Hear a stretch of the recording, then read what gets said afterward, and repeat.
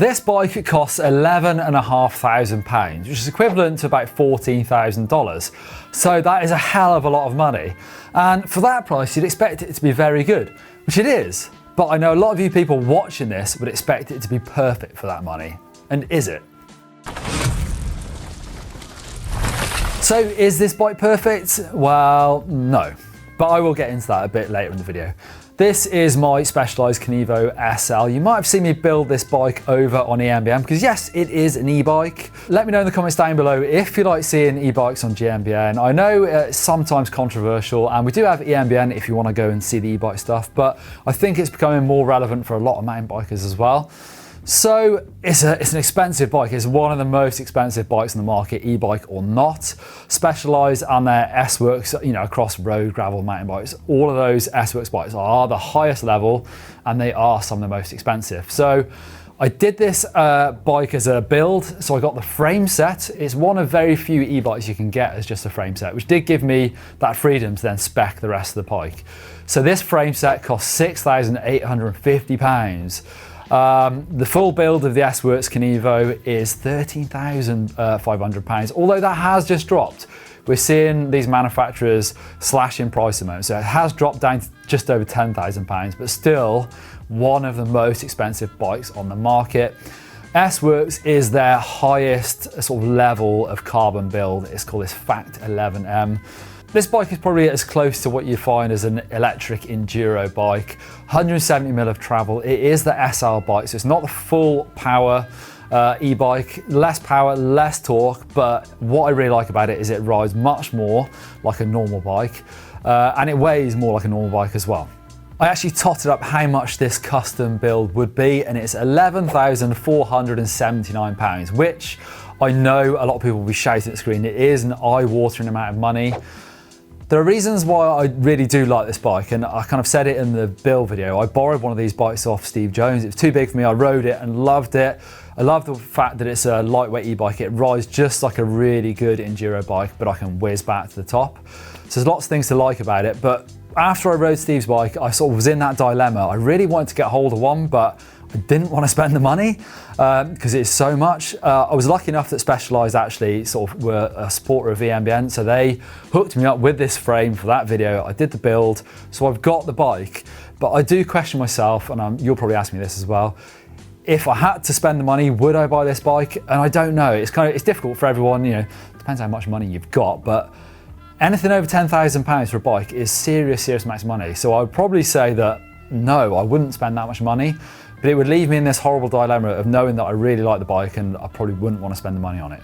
So like most e-bikes, you have some connectivity to an app, which I rarely use. I'm kind of not that bothered once I've set the bike up, which I did do. I went in here when probably on the kind of 6th ride, I decided that actually, when I'm riding with other people that aren't on e-bikes, I've tuned the eco down a bit to 25%, and that feels like it's about the same speed. With the added weight, I'm riding at kind of the same effort as someone on a normal bike. Other than that, I really haven't tweaked it. I can see that I need to do an update, which I need to take it to a shop to do. But quite interestingly, actually, in here you can do some diagnostics. So I can see that the battery health is 100%, but I've had this bike 6 months and I've done 550.07 kilometers, which is not that much. I suppose over 6 months, not bad, but I've ridden this all through winter. So in a minute, I'm going to take the back end apart, have a look at the bearings, and also check any chain wear, because e-bikes can be terrible for wearing through your drivetrain really fast, and I've got an expensive drivetrain there. So hopefully it'll be in good nick, but I've not checked that yet. I've done a couple more changes since that first build video. Well, first one, I've just added my toe peak tool. So I've got CO2 and some tubeless plugs on there, just so I'm prepared. So I actually take this on mega rides. Yes, it's an enduro bike, but I've got the extender battery, and I've done a 70k cross-country ride on this. So it's a bit of a jack of all trades, this thing. It's not just for bombing downhills. I do actually quite a lot of road miles, not that many, but a bit of gravelly stuff. I'm trying to link woods together. I've also changed my stem, so I've got the spacer underneath that stem because I've got my Mac ride, my kids' child seat on it. E-bikes are so good for this. My kids love going on the front and riding around, and they're getting a bit bigger. You need the extra power, and actually with that original Renthal stem, it's kind of got a bit of a drop where the bars clamp in and you haven't got space for the Acai to fit under there. So I've gone for the older Renthal Duo stem because it's completely flat underneath. It gives me space. I've also changed the grips. I've been suffering a bit with my right arm. It's kind of like I get this weird arm pump just on my right arm that disappears after I've been riding for a little while. Like I really lose my grip straight away on a bike ride and then it'll come back. And I know what you're thinking, just right arm, that doesn't make any sense. But no, I don't play tennis.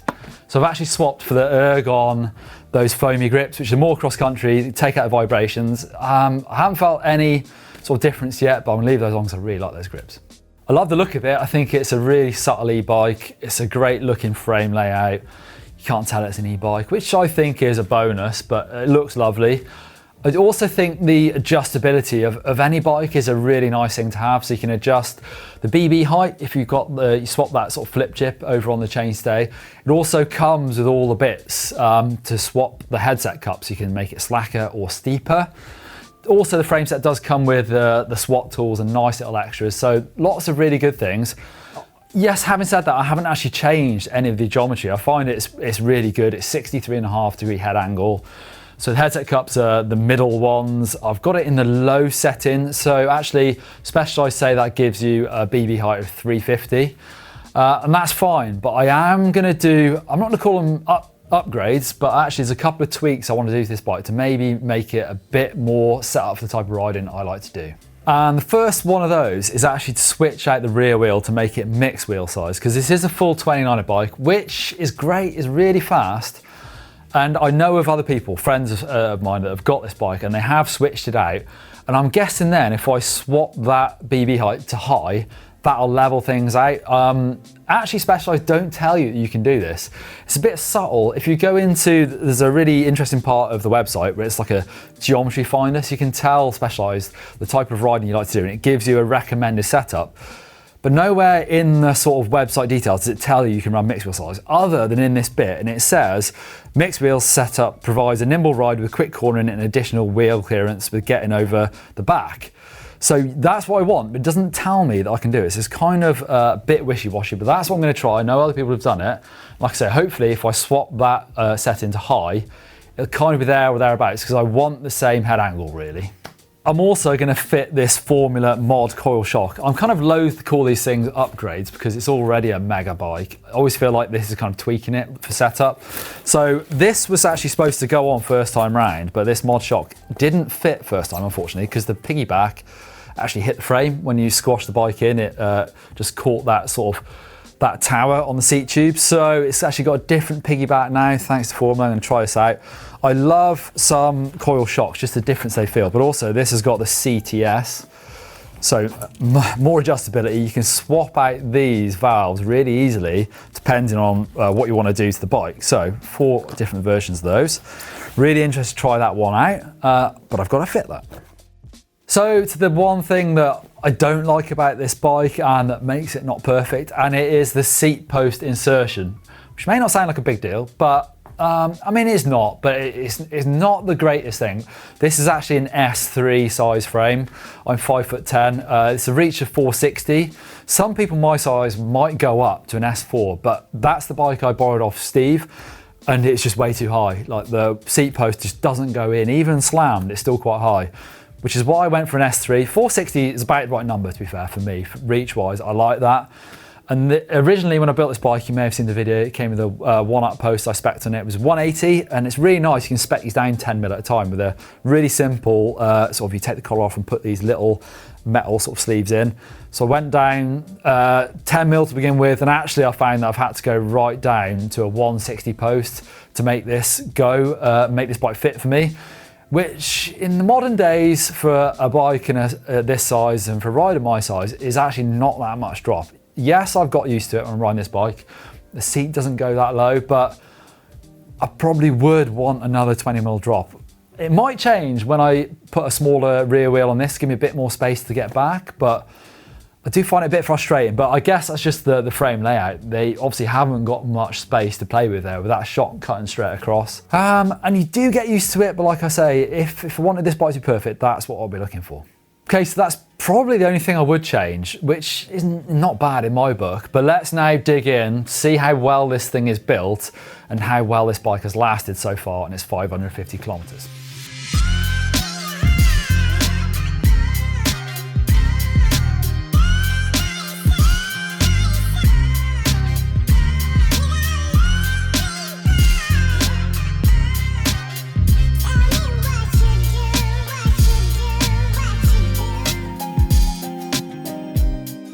With my shock removed, you can see actually my bike isn't quite as clean as it looks.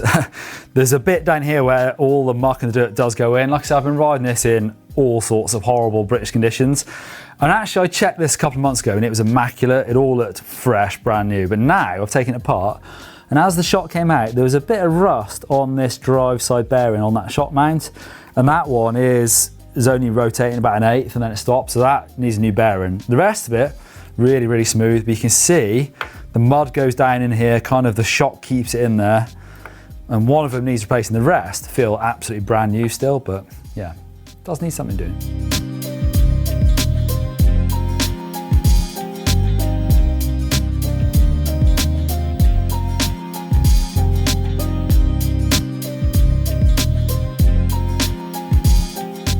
The chain checker measures how much your chain is stretched and therefore how worn it is, and it is about 0.2, which is okay. It says anything over 0.25 it's time for a new chain. When it's up to 0.75, that's a whole new drivetrain, so that's lucky because this chain would be £85, which I'm getting close to replacing, but the cassette is actually £400, so I'm glad. I mean, you know, 85 quid is going to last me, I would say that's going to last me a few more months into spring because that's easier on a chain, so not too bad. So with the smaller rear wheel and even flipping the BB to higher, it's still about 5mm lower than with the bigger wheel, but really excited to try that, especially for riding downhill tracks, steeper stuff, throwing the bike around in the air. I love the mixed wheel sizes. So one last thing, I wanted to try and find out how much my bike is worth now. So I've looked on eBay and there's a couple of S-Works Kenevo SLs on there. Cheapest one is 6.5 grand and that has got 800 miles on it. The next one is 7.5 grand and it's got 200 miles on it. So it would seem that mine would probably be in and around £7,000. So £4,000 drop in 6 months is a big chunk of change. Obviously you could buy a bike for that, a really good bike for that. So yes, it's expensive. I've ridden hundreds of bikes as my life as a pro and doing GMBN. And I would say this will be one that is in my shortlist at the top of the best bikes I've ever ridden. So I love it, but it's an expensive bike.